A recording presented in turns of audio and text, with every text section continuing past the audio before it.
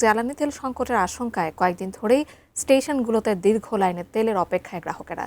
রাজধানীর তেজগাঁওয়ে trust feeling স্টেশনে আছেন আমাদের সহকর্মী আরাফাত সিদ্দিকী। আমরা সরাসরি যুক্ত হচ্ছি তার সঙ্গে। আরাফাত, সরকারিভাবে বলা হচ্ছে যে জ্বালানি তেলের সংকট নেই এই মুহূর্তে, তারপরেও এই যে জ্বালানি তেলের জন্য মানুষের যে ভোগান্তি, সে সম্পর্কে আপনার কাছ থেকে জানতে চাই, কি দেখছেন?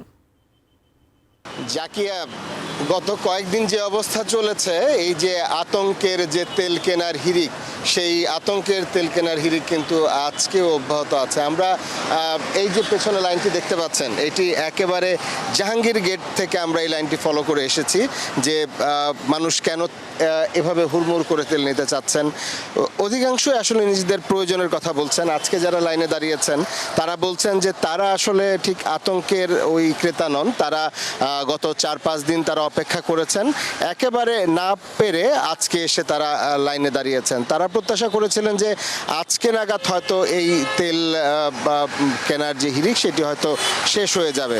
এখানে অনেকে আছেন যারা হয়তো তেলে গাড়ি চালান না, সিএনজিতে গাড়ি চালান, কিন্তু জানেন যে সিএনজির যে গাড়িগুলো সেগুলোরও একটা নির্দিষ্ট পরিমাণ তেল কিনতে হয়। মোটরসাইকেলের সারি আজকে বেশ কিছুটা কমে এসেছে। আমরা গত কয়েকদিন দেখেছি একেবারে মহাখালী ফ্লাইওভারের গোড়া থেকে জাহাঙ্গীর গেট পার হয়ে প্রায় 2.5 কিলোমিটারের মতো এই সারি ছিল। আজকে সেটি প্রধানমন্ত্রীর কার্যালয় থেকে হয়তো কয়েকশো গজ বা কয়েকশো মিটারের মধ্যেই এটি আসলে সীমাবদ্ধ রয়েছে।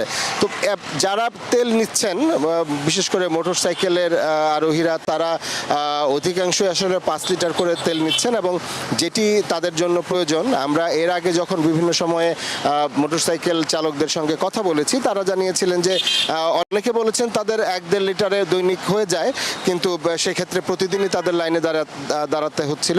তো আজকে তাদের জন্য সুবিধা হয়েছে, তারা হয়তো 2-1 দিন পর পর এসে তেল নিতে পারবেন। আবার অনেকে বলছেন যে তারা রাইড শেয়ার করেন, সেই ক্ষেত্রে তাদের তেলের পরিমাণটা একটু বেশি লাগে। যদিও পাম্পগুলোতে ঘুরে যেটি বুঝতে পেরেছি যে সেই রাইড শেয়ার যারা করছেন তারাই শুধু যে 5 লিটার তেল পাচ্ছেন তা নয়, আসলে মোটামুটি সবাই গড়পড়তায় 5 লিটার করেই তেল পাচ্ছেন। কেননা যারা মোটরসাইকেল চালান অধিকাংশই হয়তো রাইড শেয়ার অ্যাপগুলোতে তাদের সেই নিবন্ধন রয়েছে, সেই নিবন্ধনটি দেখালেও অনেক জায়গায় তেল দিয়ে দিচ্ছে। তো এই একই অবস্থা আসলে গাড়ির ক্ষেত্রে। গাড়ির চালকরাও কিছুদিন ধরে দাবি করছিলেন যে আসলে তারা দ্রুততম সময়ের মধ্যে তারা যদি আরেকটু বেশি তেল পেতেন তাহলে হয়তো তাদেরও এইভাবে লাইনে দাঁড়াতে হতো না। আমি একজনের সঙ্গে কথা বলি। ভাই, কতটুকু জায়গা, কতক্ষণ ধরে আছেন লাইন?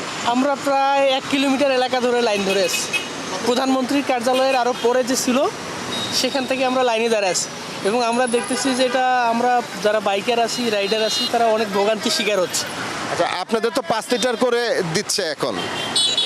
এই পাম্পে ট্রাস্ট ফুয়েলে 500 টাকা করে দিচ্ছে বাইক। ভাই, কতক্ষণ ধরে লাইনে?